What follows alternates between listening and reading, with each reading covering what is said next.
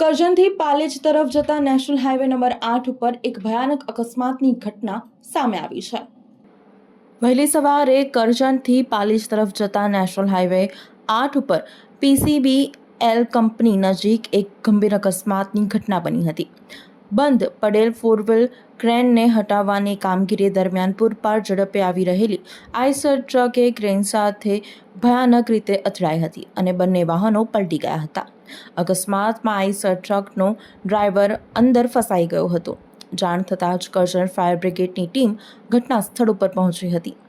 આધુનિક હાઇડ્રોલિક સાધનોની મદદથી અંદાજે 1 કલાકની ભારે જહેમત બાદ ડ્રાઈવરને સલામત રીતે બહાર કાઢવામાં આવ્યું હતું।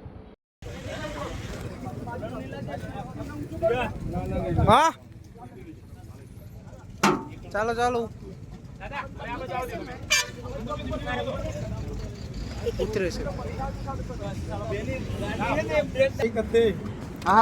પેલા પગ સીધો કરો એમ નહીં કરો યાર 2 મિનિટે કાઢ લેજો આ પગ સીધો કરો 2 મિનિટ સ્ટેશન ઉપર જનો